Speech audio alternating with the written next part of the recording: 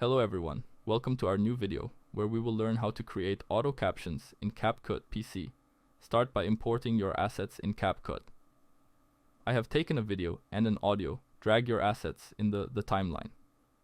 As you can see, the captions are not being shown in the video.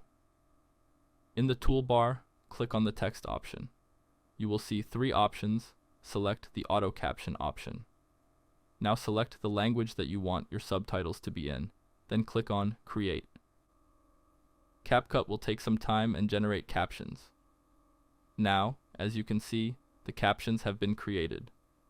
Now you can style them according to your preference. You can even browse through some templates to choose a style.